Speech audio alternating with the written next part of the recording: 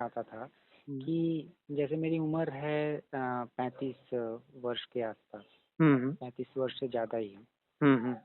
लेकिन उम, ध्यान में मतलब थोड़ा बहुत जो भी अनुभव हुए हैं, हुँ, हुँ। लेकिन एक करियर को लेकर के अभी भी मेरा मतलब पूरा जो है पूरी तरीके से एक इस्टेब्लिश्ड करियर नहीं है। हुँ, हुँ। और मतलब पैसों के लिए बहुत दिक्कत होती है हुँ, हुँ। खुद से। पिता तो मतलब संपन्न है और उन्हीं के उससे जो है घर का खर्च चल रहा है। हुँ, हुँ। पर जो मैं योगदान देना चाहता हूँ कंट्रीब्यूशन घर में कम से कम मतलब एक अपने होने के नाते वो नहीं हो पाता है। हुँ, हुँ। तो ये प्रश्न मतलब जैसे कि ये कोई घुमा फिरा करके मैंने बहाने से नहीं पूछ रहा हूँ, ये खाली इतना ये मतलब है कि जैसे ध्यान का क्या मतलब प्रॉस्पेरिटी से भी कोई मतलब संबंध है, इस पे आपसे आज कुछ जो है सुनने की इच्छा थी। ये जो ध्यान से प्रॉस्पेरिटी ये वाली नहीं आएगी, जी। इनर इनर प्रॉस्पेरिटी आएगी। जी। वो तो तो अनुभव हुई भी है कई बार। हाँ, बस आंतरिक धन इससे उपलब्ध हो सकता है, जी। बाह्य धन का नहीं। लेकिन एक समझ पैदा होती है जी। कि ठीक है, अपना प्रकृति ने ऐसी व्यवस्था करी है कि पिता ऐसे पिता के घर जन्म दिया या जी। हमारे वहाँ संबंध होने के कारण या किसी भी कारण से वहाँ पर जी। जो संपन्नता है, जी। तो वो संपन्नता तो कहीं न कहीं है, ठीक हाँ। है, जो ज़रूरत के हिसाब से। जी।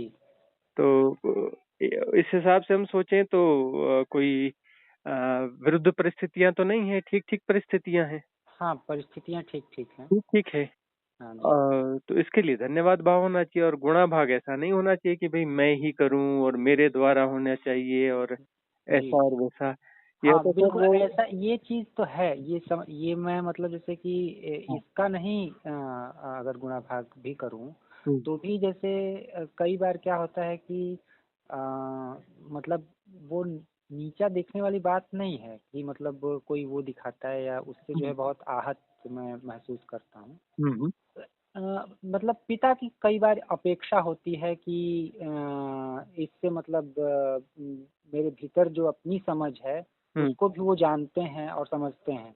हुँ, और ये जानते हैं कि जो व्यक्ति मतलब इस तरीके की बातें करता है, सुनता है, समझता है, पढ़ता है, तो हुँ। उसके पास मतलब बाहरी संसाधन भी इतने सीमित नहीं होने चाहिए कि मतलब वो पूरी तरीके से पिता पे आश्रित हो। उनका दुःख है कि मतलब तुम पूरी तरीके से मेरे ऊपर ही आश्रित।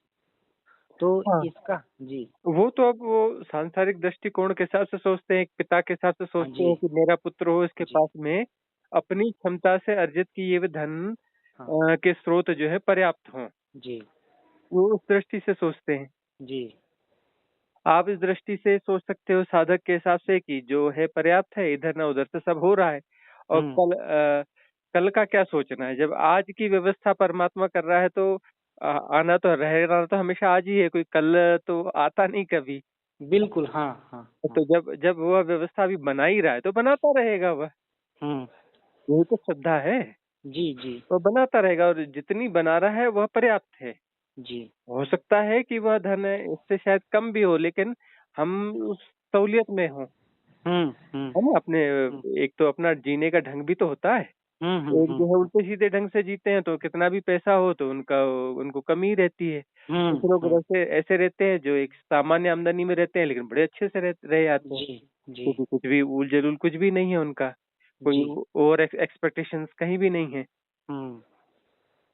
तो इसका मतलब कि जैसे यह जो ध्यान है, जैसे एक शांति जो ध्यान से प्राप्त होती है या वो बाहरी जीवन में मतलब समृद्धि का कारण जो है कहीं मतलब नहीं, इस तरीके से नहीं नहीं, नहीं बनती इसका नहीं नहीं बनती है, बनती। लेकिन यह समझ होती है कि हाँ। जो है उसको परम स्वीकार किया जाए और जी। जो परमात्मा ने दिया है वह पर्याप्त है।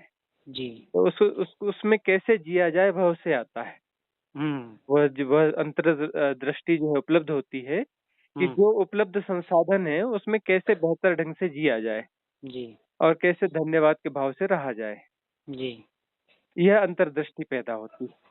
क्या ये भी मतलब जैसे कि कई चीज़ों को देखने के आयामगत बदलाव जो होते हैं, कई मौकों पे क्या मतलब जैसे धन को देखने का तो आयामगत बदलाव वो तो निश्चित ही जैसे कि वो एक सेटिस्फैक्शन का भाव आ जाता है, कम या जाता है किसी साधक में, लेकिन वो धन की व्यर्थता भी देख पाता है, धन का उपयोग भी मतलब समझ पाता है कि इसकी सीमितता यहीं तक है, और बहुत ज़्यादा अगर अगर इसमें उलझोगे तो फिर इसी में उलझा रह जाएगा मन। हाँ, लेकिन सबसे बड़ी समझ तो यही है कि धन जो मिलता है किस कीमत पे मिलता है।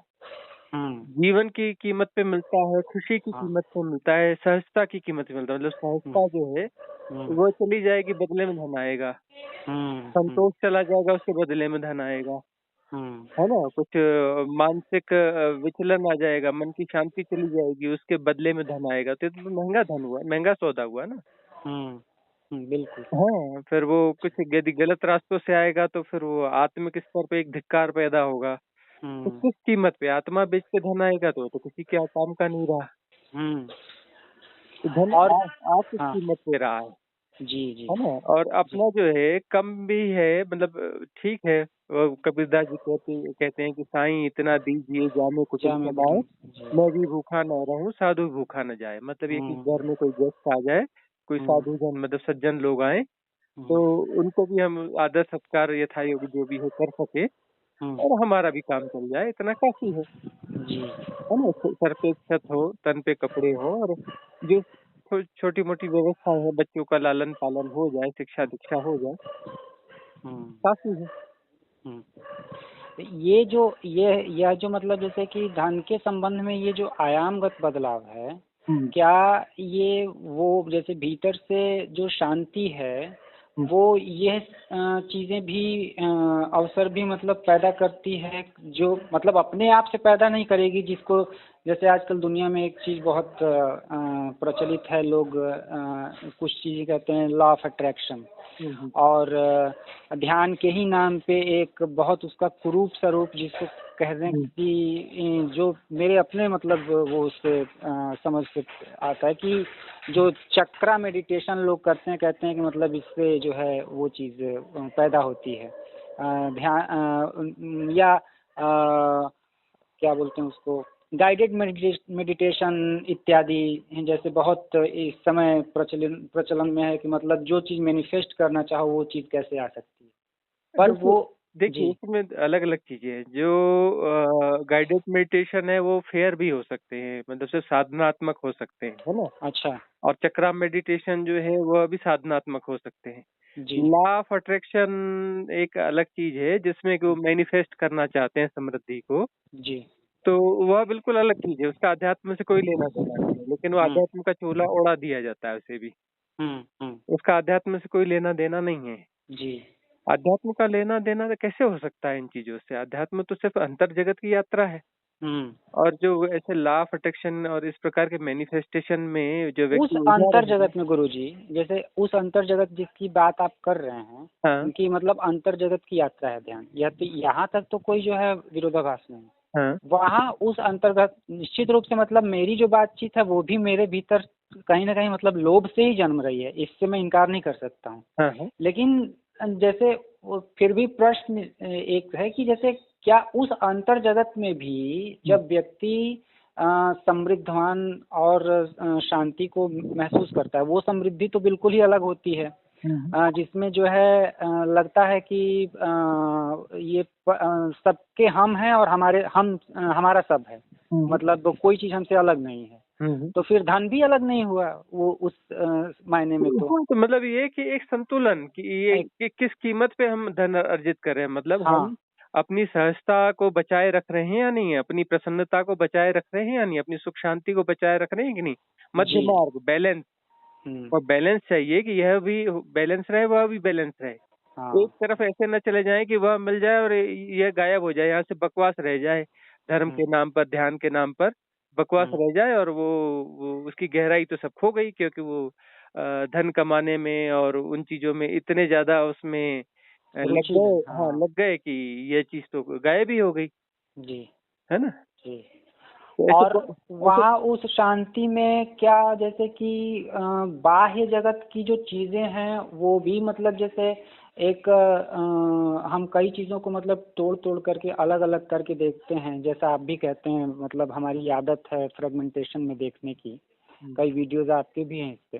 तो जैसे उसमें मतलब क्या भौतिक जगत से भी ऐसा, मतलब व्यक्ति भौतिक जगत के अंदर भी वो चीज़ें ढूंढ पाता है कि आंतरिक सामंजस्य जो उसका बना है वो इंटैक्ट रहे, पहला तो वो, और उसके बावजूद जो है उसके पास भौतिक समृद्धि हो, इस तरीके के भी मतलब जो है चीजें उसको दिखाई देती हैं। देखिए मतलब भौतिक समृद्धि का विरोध नहीं है जी। भौतिक समृद्धि का विरोध बिल्कुल भी नहीं है जी।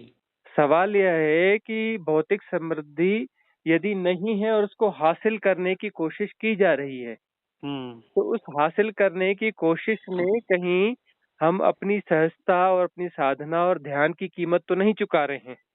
अब वो गहरे में एक हिंसा हो जाएगी कहीं ना कहीं हाँ पर। मतलब एक अपनी अपनी ही आत्महिंसा जैसी कोई चीज हुई या जी। स्थगन हुआ ये कह ले कि हाँ, हमने अपनी प्रायोरिटीज बदल दी। बदल दी। यस। हाँ मतलब जो है धर्म और ध्यान की प्रायोरिटीज बदल के यह कर दी।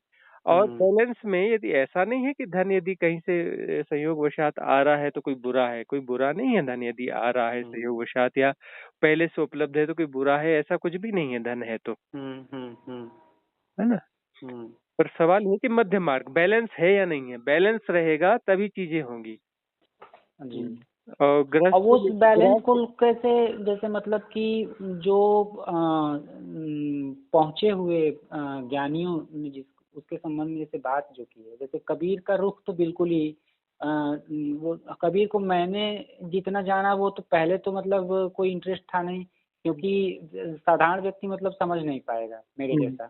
वो ओशो ने जो मतलब कहा, उनके प्रवचनों ने मतलब जो उस तरीके की बातें की, उसके बाद जब थोड़ा सा ध्यान में थोड़ा बहुत मतलब जो भी प्रोग्रेस हुई उसके माध्यम से थोड़ा बहुत ये चीज पता चली कि जैसे कबीर का जो धन के प्रति कोई बहुत गहरा विरोध नहीं है, लेकिन एक कथा कहते हैं ओशो की जिसमें उनके पुत्र कमाल हैं और वो हैं, और उनके पास कबीर के पास पहले वो व्यक्ति मतलब हीरा रखने के लिए आता है और कबीर साफ मना कर देते हैं कि ले जाओ इसको। काशी के महाराजा। हाँ हाँ, कि इसको ले जाओ और या कहीं गंगा में बहा दो, ऐसी कोई बात है। और उसके बाद वो कमाल के पास जाता है वही चीज लेकर के, और कमाल उसको कहता है वहां रख दो या जहाँ तुम्हारी मर्जी हो वहां रख दो। नहीं तो, उन्होंने हाँ ये कहा कमाल ने कि अरे पत्थर को क्या डो रहे हो।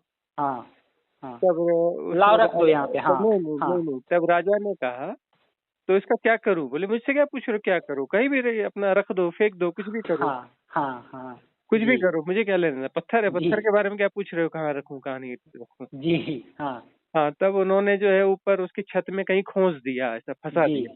जी जी। और तब जो है बहुत दिनों बाद आकर के उन्होंने उसको वापस ट्रेस किया, देखा तो मैं बोले वो उनको लगा कि इनने मिसयूज कर लिया। बोले हीरा कहाँ है। बोले कौन सा हीरा, कैसा हीरा। तो बोले तुम अभी तक पत्थर में उलझे हुए हो। तो उनको लगा कि नहीं इसका जो है अपना नियत बदल गई, कीमती हीरा था। जी जी। तो उन्होंने फिर उस कमाल ने कहा कि देखो तुमने जहाँ रखा होगा शायद वहीं होगा। तो उन्होंने उसी जगह पे ढूंढा जहाँ पे उन्होंने वो दबाया था, तो उसी जगह पे निकल आया वापस।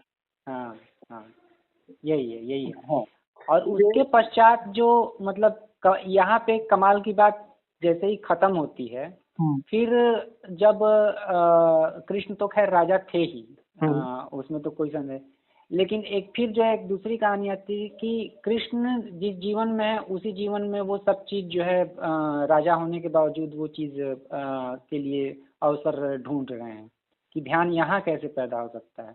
और बाकी फिर जो है ना, वो अर्जुन से भी ऐसा नहीं कह रहे कि मतलब सब कुछ छोड़ने की आवश्यकता है। और बुद्ध की देशना में मतलब वो भी फिर जो है सब कुछ छोड़ करके और तपस्या के लिए निकल जाते हैं। एक एक ये चीज, और ओशो के स्वयं के जीवन में मतलब शुरुआत में कोई ऐसी समृद्धि है नहीं, फिर बाद में चल करके एक तरह से जैसे कि बहुत एक जिन उस चीज को लेकर के उनके ऊपर आरोप भी तमाम लगे कि इतनी चीजें जो बिना वजह इकट्ठा की गई, कारें और कारों का जखीरा और बाकी चीजें, तो इस पे मतलब जैसे कि क्या है? उन्होंने इकट्ठा नहीं करी, वो चीजें अपने आप आई। जी हाँ, आई तो उन्होंने इसका विरोध नहीं किया। जी और उन्होंने एक जो है इस जगत को संदेश देने की कोशिश करी कि जो है ऐसा बिल्कुल जरूरी नहीं है कि घर बार त्याग कर, धन समृद्धि त्याग कर ही जो है ध्यान धारणा और समाधि हो सकती है। जी जगत में रहकर, धन के बीच में रहकर भी ध्यान धारणा समाधि हो सकती है। उन्होंने तो बहुत सारे प्रयोग करने की कोशिश की।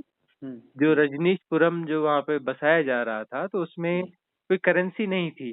हाँ, वहाँ जो लोग रह रहे थे, वहाँ बहुत सारी हर किस्म की शॉप्स थी, हर किस्म की खूबसूरत दुकानें थी, और किसी भी दुकान पे जाके कुछ खरीद सकते हैं, कहीं अपना सैलून में जा सकते हैं, इधर जा सकते हैं, और कहीं पे कुछ भी पैसा नहीं देना है। वहाँ ट्रांसपोर्ट था उनका, है ना, रजनीशपुरम में रजनीश ट्रांसपोर्ट, उसमें आ जा सकते हैं। अपना प्लेन्स थे, हेलीकॉप्टर्स थे, उसमें कहीं आ जा रहे हो तो आ जा सकते हो। कोई कोई कहीं पेमेंट कहीं नहीं करना है। विदाउट पेमेंट जो है वहाँ, मतलब उनका कहना था कि करेंसी की कोई जरूरत ही नहीं है। और ये चलेगा कैसे? अपना डोनेशन जिनके पास है वो देंगे, और जो देंगे और वो उससे जो है बाह्य जगत से जो आएगा चलेगा। और जो यहाँ पर अपना कर रहे हैं, कोई सैलून में काम कर रहा है, कोई शॉप में काम कर रहा है, उसको कुछ नहीं चाहिए, उसको कोई सैलरी नहीं चाहिए, कुछ नहीं चाहिए। और वो कहीं दूसरी जगह जा रहा है तो उसको भी वहाँ मुफ्त मिल रहा है। और कहीं भोजन कोई बना रहा है, कोई भोजन कर रहा है, इधर सब ऐसा चल रहा था। तो उन्होंने प्रयोग किया था, करके बताया था। वो तो उसको डिस्टर्ब कर दिया गया, पूरी दुनिया घबरा गई उस प्रयोग से। हाँ, जिसमें कि मतलब कि ये अहंकार फिर इसमें आड़े आ जाता है कि जिसमें हम ये कल्पना करते हैं कि मतलब हमको धन चाहिए और बाकी को उससे जो है वंचित रखना चाहते हैं कि अब वो दूसरे की इसमें तो प्रॉस्पेरिटी। देखिए इतनी चीजें हैं, इसके भीतर घुसेंगे तो सिर्फ परिचर्चाओं पे परिचर्चा होती रहेंगी, कोई जी कंक्लूजन निकलेगा नहीं। जी जी हाँ, तो उन्होंने ऐसा एक प्रयोग किया था कि करेंसी फ्री समाज भी हो सकता है। और सब जो है प्रोडक्टिव है, वहाँ सब मेहनत भी करते थे। वहाँ जो है एग्रीकल्चर भी किया जाता था वहाँ पे, बहुत कुछ किया जाता था, और सब लोग खूब श्रम से सारा काम करते थे।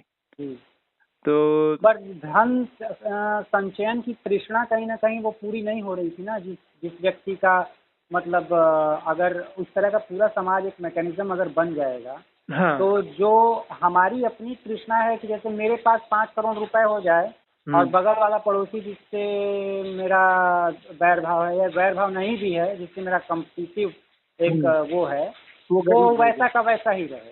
हाँ, वो तो चीज मतलब अहंकार ऐसा ही तो है ना कि हम कुछ रिसर्च करना चाहते हैं। अब वो इतना धन इकट्ठा कर लेना चाहते हैं जिनके जो उनके जीवन में कि एक फिगर से ज्यादा कुछ भी नहीं है, उपयोग है ही नहीं, है ना। बिल्कुल हाँ, भाई रहने के लिए 4 घर भी बना लेगा, और क्या कर लेगा? कितने बनाएगा? 4 लाख घर थोड़ी ना बनाएगा अपने लिए, है ना। एक रूम बनाएगा, 10 की जगह 100 रूम बनाएगा, कोई करोड़ों रूम तो नहीं बनाएगा ना।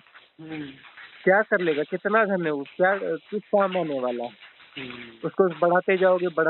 बहुत सारे ऐसे अपना नेता हैं, धनपति हैं, उनके पास खूब धन है। तो खूब धन है लेकिन उसकी उपयोगिता तो कुछ भी नहीं है, सब वही छोड़ के जाना है ना। अब राजा जनक हुए, राजा जनक जो है राजा ही रहे ज्ञान उपलब्धि के बाद में भी, और जो है उनका कोई मोह था नहीं। उनके महल में आग लगी थी और वो नदी में स्नान कर रहे थे। उनसे कहा कि वहां आग लगी है, तो बोले भैया मुझे क्यों डिस्टर्ब कर रहे हो यार, मैं तो स्नान कर रहा हूँ, मुझे स्नान करने दो। बोले महल महल में आग लगी, तो महल में आग लगी ना, मैं तो नदी में स्नान कर रहा हूँ, यहाँ थोड़ी ना आग लगी है। हाँ, तो ये ऐसा है कि कहाँ पर हमारे क्या बंधन है। अब यह जो है उनके पास गिफ्ट आती रही, ओशो के पास में गिफ्ट आती रही, और गिफ्ट वो बांट भी देते थे। अब उनको जो है एक घड़ी किसी ने गिफ्ट करी, वो हीरे और जवाहरात वाली, मतलब आज के हिसाब से कोई कम से कम जो है 50-60 करोड़ रुपए की घड़ी है वो। तो उनको घड़ी गिफ्ट की, उन्होंने पहनी, 2 मिनट के लिए पहनी, और 2 मिनट बाद निकल करके एक अनजान सा बंदा बैठा था जो ढोलक बजा रहा था। लोकल का कोई बंदा था, और उसको किसने लोग पकड़ के ले आया था। कह रहे वहाँ बैठो, चलो वो भजन हो रहा है, कीर्तन हो रहा है, वहाँ ढोलक बजा दो। उसको बुलाया, उसे दे दी, ये लो। तो बहुत सारे लोगों की उम्मीद थी कि हमको मिलेगी, क्योंकि वो तुरंत दे देते थे, चीजें बांट देते थे। तो लोगों ने कहा कि भाई आपके घनिष्ठ ये थे, शिष्य थे, ये थे, फलाने थे। एक अनजान बंदा आया, पर यहीं का गांव के गली का रहने वाला एक साधारण सा बंदा, गरीब सा आदमी, और ढोलक बजा रहा था, और उसको आपने दे दी। ऐसा क्यों? बोले वो डिजर्व करता था, इसलिए मैंने दे दी, क्योंकि वो उस घड़ी को डिजर्व करता था। तो क्यों डिजर्व करता था? बोले सुना नहीं कितना बढ़िया ढोलक बजाता था वो, इतना बढ़िया ढोलक बजाने वाला, और इतना वो अच्छा आदमी दिख रहा था, सज्जन आदमी था, तो वो डिजर्व करता था कि करोड़ों की घड़ी उसके पास होनी चाहिए, इसलिए उसे दे दी गई। तो उनके उधर कोई ऐसा गुणा भाग नहीं था। कोई बुरा बात तो उसके मन में चल रहा है जो प्रश्न पूछ रहा है। पूछता है। हाँ, तो इतनी कीमती घड़ी पहले तो इसे उनके पास जो है 96 रोल्स रॉयस कार थी, लेकिन उन्होंने तो एक भी नहीं मांगी थी। और जो है वो तो मौन में थे, 3 साल के मौन में थे, तब कारें खरीदी जा रही थी। और उनके चाहने वाले का ये था सिस्टम, बोले साल में 365 दिन होते हैं, तो 365 रोल्स रॉयल रहेंगी, साल में एक बार नंबर आएगा एक कार का, फिर उसके बाद 1 साल बाद उसका नंबर आएगा। तो अब उनको कोई लेना देना ही नहीं, उनको पता ही नहीं कितनी है, क्या है, कौन ले रहा है, कौन ला रहा है, कौन नहीं ला रहा है, क्या, उनको कोई लेना देना नहीं, उनको कुछ पता भी नहीं, वो पता भी नहीं करते थे क्या लेना क्या देना। एक बार वो अपना कुछ बता देते थे, उसके बाद तो आश्रम में क्या कैसा चल रहा है, बोले मुझे तो पता ही नहीं, मैं तो कोई पता ही नहीं करता, कहाँ है कितना, बोले मुझे ये भी नहीं पता है आश्रम कितना बड़ा है जी, बोले मैं तो कभी गया ही नहीं उस तरफ कहीं, तो मुझे पता ही नहीं कहाँ है, कैसा मैनेजमेंट चलता है। तो मतलब है भी और नहीं भी है जी। तो ये एक मध्य मार्ग वाली स्थिति होती है ना, तो उस मध्य मार्ग को ढूंढना होता है। और कोई विरोध नहीं है यदि अपना जो है आप धन अर्जित भी करते हैं तो ठीक है, लेकिन धन अर्जित करने में कहीं अपने आप को तो नहीं खो रहे हैं। अपने आप को हम खोने के बाद धन अर्जित कर रहे हैं, या कोई पद अर्जित कर रहे हैं अपने आप को खोकर, तब गड़बड़ है। और अपने आप को नहीं खोया है तो जनक राजा रहे आए, कोई दिक्कत नहीं थी, है ना। और अपना धन भी रहा, या और भी बहुत सारे लोग हुए जो धनी हुए और अपना वो रहे। अब तुलाधर वैश्य जो है अपनी दुकान चलाते रहे, कोई दिक्कत नहीं रही जी। गोरा कुमार जो है अपना कुम्हार, उनका कुम्हारी का काम उनका चलता रहा, है ना। और आत्मज्ञान को उपलब्धि भी रहे जी। संत शिरोमणि रैदास हुए जी, तो वो अपना जो है काम करते रहे और वो उसमें आनंदित रहे जी। बिल्कुल। राजा आके गड़गड़ाते थे कि महाराज आप ये क्या काम करते हो, आप ये काम करते हो तो लोग हमको चिढ़ाते हैं, आप फलाने के है, बोले चमार के वो हो, शिष्य हो, आप छोड़ दो, आप तो राजा के गुरु हो, तो आप तो बढ़िया महल में रहो, इधर रहो, जैसा रहना वैसा रहो, आपको कुछ करने की क्या जरूरत है। तब उन्होंने कहा कि देखो इससे श्रम का अपमान हो जाएगा, मैं काम छोड़ दूंगा तो श्रम का जो है अपमान हो जाएगा, लोग बोलेंगे कि ये काम बुरा है इसलिए उन्होंने छोड़ा। और फिर तुम्हारी मनोदशा भी तो पता चलती है कि जो चमार की बात है वो उसके मन में तो है, वो तो ठीक है, पर तुम्हारे मन में भी उतनी ही प्रगाढ़ है। अगर तुम ये सोच करके दुखी हो जाते हो कि मतलब कोई ये कह दे कि तुम चमार के शिष्य हो, तो इससे तुम्हें कष्ट पहुंचा, तो अब तक तुमने व्यक्तियों में भेद करना बंद कहाँ किया। हाँ, फिर अपना कष्ट, फिर वो अपना उसके बाद में परिवर्तन हुआ राजा में, उसके भीतर तो जो कष्ट है वो कष्ट है कि मतलब तुम उसके पास रह रहे हो, पर तुम्हारे मन में अगर इस चीज को लेकर के कष्ट है कि तुमसे उसने कह दिया, तब तो बड़ा मोल है, मतलब उसके संत रैदास के चमार होने में और किसी और के राजा होने में। तो ये भी चीज एक थी। हाँ, लेकिन तब उसके बाद में राजा में फिर हृदय परिवर्तन हुआ उस घटना के बाद में। लेकिन तब तक तो वो बात थी। हाँ बिल्कुल, तब तक थी जी। और इसलिए जो है संत रविदास को जो है संत शिरोमणि कहा जाता है, संतों में शिरोमणि कहा जाता है। उन पहले भक्तमाल इत्यादि में भी उनको स्थान नहीं दिया गया था, बाद में उनको ये डर ओशो ही कहते हैं कि लगने लगा कि अगर हम उनको समाज में इतनी ख्याति होने के बावजूद अगर उनको इससे अलग रखते हैं तो फिर वो हमारे लिए हानिकारक बात होगी। तो बाद में तो मीरा ने उनको वरा हाँ गुरु के रूप में। जी बिल्कुल जब बिल्कुल, मीरा ने वर लिया तो उस समय तो फिर स्थिति अलग हो गई, स्थिति ही अलग हो गई। जबकि उनको हाँ मिली भी नहीं, वो सिर्फ भाव करके वरा उनको गुरु। जी और तो और मतलब गुरु गोरक्षनाथ जो है उनसे मिलने आया करते थे, जहाँ वो जी थे वहीं जाते थे उनके पास मिलने के लिए।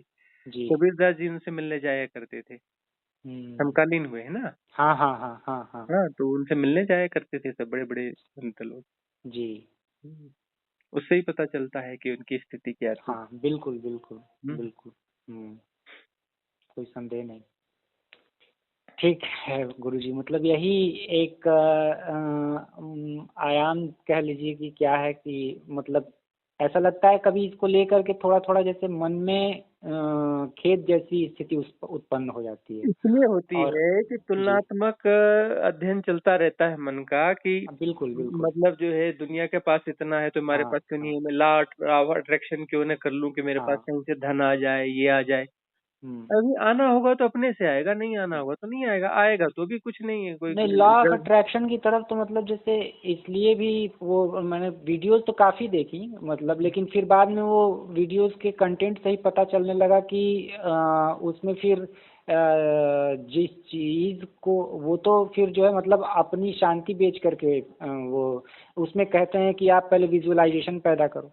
विजुअलाइजेशन जैसे ही आप पैदा करते हैं हम्म वैसे ही आपके भीतर वो कहते हैं कि मतलब उस पल को जियो जिस पल को तुम जो है जीना चाहते हो, उसके हम्म लिए वैसी तरंगे वैसी वाइब्रेशंस पैदा होनी चाहिए। हम्म तो फिर वो बाद में बदल करके कहते हैं कि law of attraction law of vibration हो जाता है। हम्म अगर उस वाइब्रेशन से तुम भर जाते हो तो यूनिवर्स उन चीज़ों को पूरा करता है। हम्म तो अगर आप उन वाइब्रेशन से भर ही जाते हैं हम्म तो फिर तो मतलब आप लोभ मद मोह सारी वाइब्रेशंस आपके अंदर वो आ ही रही है ना, फिर तो आप उनको जानबूझ करके पैदा कर रहे हो। जो हम्म ध्यान में आप सहज गति से मिटा रहे हो हम्म देख करके हम्म कि ये लोभ है, ये क्रोध जन्मा, ये और उसके बाद लॉ ऑफ अट्रैक्शन में फिर वही चीज जो है पैदा कर रहे हो अपनी तरफ से हाँ, उसको।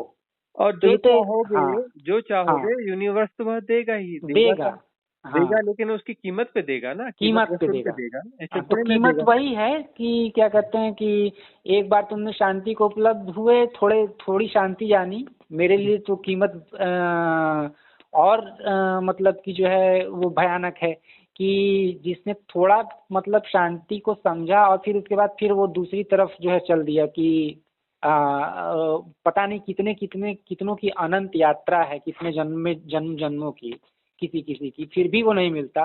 और थोड़ी सी शांति समझने के बाद फिर जो है अगर उसी रास्ते पे बढ़ना हो तो फिर तो इसका कोई मतलब नहीं है। तब फिर तो मतलब धन ही प्रमुख हो गया और ये तो पीछे ही छूट जाएगा। इस वजह से लास्ट अट्रैक्शन तो देखा समझा और फिर जो है लगा नहीं। लेकिन ये जो धन का मतलब एक कहें अभाव नहीं, अभाव जैसी स्थिति नहीं, केवल ये कुछ समय के लिए जैसे पिता या माता को ऐसा लगता है कि जितना मतलब कि एक सामान्य व्यक्ति में बुद्धि सोच समझ होनी चाहिए उतना है मेरे अंदर, उनको ये लगता है। लेकिन उस हिसाब से वो उनको जो उस हिसाब से मतलब मिलना चाहिए था एक पुत्र होने के नाते, वो चीज़ मैं जो है नहीं दे पा रहा हूँ। तो इस वजह से कभी कभी जो है क्षोभ जैसी स्थिति उत्पन्न होती है, पैदा होती है। और कई बार ये थोड़े से जो है घर के क्लेश और तनाव का वजह भी जो है बन जाती है। तो ये लगता है कि मतलब एक ऐसा धन का स्रोत कम से कम ऐसा हो जिससे कम से कम इन लोगों का मुंह बंद ही रहे। लेकिन फिर ये भी लगता है कि मतलब उस दिशा में जाने के बाद फिर उसकी कीमत जो जैसा आप कह रहे हैं कि उसकी क्या कीमत होगी, उसकी कीमत तो फिर वही होगी जिससे आप निकलना चाह रहे हैं। नहीं, या अब सवाल ये है कि यदि कुछ लाइबिलिटीज हैं अपने ऊपर में, जी जितनी लाइबिलिटीज है उस हिसाब से तो कुछ श्रम करना चाहिए, कुछ न कुछ जी अर्जित करना ही चाहिए जी कि हम जो है अपने हमारे ऊपर जो आश्रित हैं उनका भरण पोषण हो सके, उनको भोजन मिल सके, छत मिल सके, कपड़ा मिल सके, हाँ शिक्षा हाँ दीक्षा हो सके, कुछ जो है हारी बीमारी में कुछ हो सके, थोड़ी हाँ हाँ सेविंग हो सके, जो जी समाज के हिसाब से जो एक मध्यम मानदंड है, हाँ मध्यम मानदंड के हिसाब से प्रतिपूर्ति हो। लेकिन अब जो मानदंड है वो बिल्कुल हायर होंगे तो हाँ। उसके लिए तो फिर वो मुश्किल हो जाएगी। नहीं, लेकिन हायर नहीं, उनकी हाँ अपेक्षाएं मुझसे बहुत ज्यादा नहीं है स्वामी जी, यही हाँ चीज मैं कहना चाह रहा था हाँ, तो फिर जो कि उनकी मध्यम समस्या। जो है मध्यम हाँ, जो है उसके लिए तो श्रम करना चाहिए, कुछ काम व्यापार करना चाहिए, कुछ निश्चित श्रम नौकरी करना चाहिए। है, नौकरी उसमें करना चाहिए, स्थिति कुछ क्या काम करना पैदा चाहिए। होती है, क्या क्या जो है समस्या पैदा होती है, उसमें समस्या ये पैदा होती है कि मेरा पेशा है, मतलब एक बार तो व्यक्ति 3 साल 4 साल जिस चीज को दे देगा, फिर अब 35 वर्ष की उम्र में मतलब या तो पेशेगत बदलाव करने होंगे। हम्म तो मेरा पेशा जो है वो वकालत है। हम्म अब उसमें क्या है कि कई बार क्या होता है कि मैं इतना चीज़ों को देख करके मतलब दुखी हो जाता हूँ कि अब जैसे मेरे पास अभी कुछ ही दिनों पहले की बात है, 15-20 दिनों पहले की बात है हम्म कि एक व्यक्ति आया और कहा कि वो लोग मतलब बाबूजी ही कहते हैं, मतलब उम्र में बड़े ही थे, हम्म लेकिन वो कहते हैं कि बाबूजी पैसे तो है नहीं। तो हमने कहा तब फिर कैसे मतलब काम होगा, बताइए आप ही। हम्म तो वो व्यक्ति फिर पैसे दिए उसने मुझे 4,000 रुपये के हम्म करीब। और फिर भी मतलब जैसे लोग लेने के लिए तो 10,000 20,000 50,000 जो भी जिसकी जैसी वो है वो लेने में नहीं चूकते। पर हम्म वो 4,000 मतलब इतने थे कि अब उसमें उसका काम करना और फिर उसके बाद मतलब थोड़े बचा लेता उसमें से, वो बहुत भारी था। हम्म और उसके बावजूद भी वो दे करके मतलब रोने लगा। तो ये उस समय अब ये मुझे समझ नहीं आता कि ये क्या ऐसी मतलब विवशता है मेरी किसी जन्म की या क्या, कि अब उसको स्वीकार ही नहीं मैं कर पाता हूँ कि ये पेशा भी चले और ये मैं जो ऐसा लगता है कि मतलब मेरी शांति जो है वो कहीं ना कहीं उसमें वो करती है कि ये एकदम मतलब बिल्कुल उसके खिलाफ है कि इतना मतलब किसी को दुख दे करके धन अर्जित किया जाए। हम्म।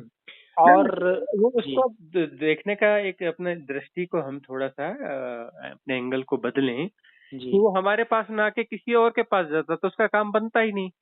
हाँ पहली बात है ना। जी जी और वो यदि डिमांड कर दे तो बोले कि नहीं 25,000 से कम में तो कुछ होगा ही नहीं। हाँ है ना, यह है शुरुआत में कम से कम यह 10,000 रुपये तो लेके आओ, उसके बगैर हम्म कुछ होगा ही नहीं। हम्म और आपने 4,000 लिए, उसमें कोर्ट फीस और ये और वो फलाने जो हम्म, खर्चे वर्चे सहित अब वो जो मैक्सिमम उसी में ही हाँ खर्च हो जाएंगे। जी जी तो मतलब ये कि आपने जो है वो लागत मूल्य ही लगभग लिया कि चलो ठीक जी है, जी थोड़ा सा वो कोर्ट में इधर उधर आना जाना पड़ेगा, ये जितना वहाँ लागत है वही दे दो। जी तो इसमें तो वो करने की जरूरत है नहीं कि आप हम्म। उसकी तो मदद ही कर रहे हो। पर उसका कष्ट तो नहीं देखा जा रहा था ना गुरुजी कि ये मतलब मैं क्या किससे पैसे ले रहा हूँ हाँ, तो कष्ट तो नहीं जिसको देखा जाएगा, देना लेकिन चाहिए उससे ले रहा हूँ। हाँ, लेकिन अब ये है कि कोई उसकी एक गौर से देखे तो उसकी हानि नहीं कर रहे हैं आप। हाँ ये भी सही है। क्योंकि उसका तो 10-20 हजार में भी कुछ नहीं होना था, और 10-20 हजार लेकर भी वो ईमानदारी से उसका केस नहीं लड़ते लोग। जी जी है ना। और आपने जी उसको जो जो उसके कोर्ट के खर्चे और ये वो के हिसाब से कुछ लिए भी होंगे उनसे, जी और कभी एक आपको असिस्टेंट को देना होगा, कुछ करना होगा। हम्म लेकिन जो है फिर आप उसका केस ईमानदारी से भी तो लड़ोगे। बिल्कुल। यही यही कुछ जो है मतलब कंप्रोमाइजेशन इसको कहें या क्या कहें, पर ऐसी स्थितियां पनपती हैं जिसमें ये समझ नहीं जैसे आता मतलब कि। जैसे मिलते जुलते काम है, जैसे हम हाँ अपने थोड़ी मेधा का उपयोग करें कि हम संडे के संडे एक काम और करेंगे, छुट्टी का दिन होता है। जी तो संडे के संडे भाई हम जो है income tax return, GST return वगैरह वो सीख लेंगे और वो अपना काम करेंगे जी एवरी संडे। जी तो उसमें वो इनकम टैक्स और उस जीएसटी वाले लोग आएंगे, वो लोग आएंगे जो व्यापार करते हैं, धन कमाते हैं, पैसे वाले लोग हैं। जी है ना। तो जी जी अपना एक दिन वो काम कर लेंगे तो एक इनकम सोर्स और बन गया, और यही वकील और ये लोग ये काम हाँ करते हैं। हाँ करते हैं तो जी। इस प्रकार से आप एक सोर्स आप बढ़ा सकते हैं कि संडे का संडे ये एक हफ्ते में एक ही दिन करेंगे भाई, और हाँ ये किसी। कोशिश आप अगर ये सही कह रहे हैं आप, हाँ, अगर बिल्कुल इसको जो नियम है। उसमें फिक्स रहेगा कि हफ्ते में एक ही दिन, बाकी दिन हम नहीं मिलते हैं हाँ इस निश्चित मामले में। निश्चित निश्चित तो हाँ। इस प्रकार से जो है आपका एक सोर्स बन जाएगा, फिर वो सोर्स यदि डेवलप होगा तो कल को कोई ऐसा बंदा आएगा कि 4,000 रुपये दे के रो रहा है, हम्म तो आप उसको बोलोगे ये वापस रखो और केस में लड़ रहा हूँ, चिंता मत करो। ये हो सकता है हाँ। हाँ, जी ठीक है स्वामी जी।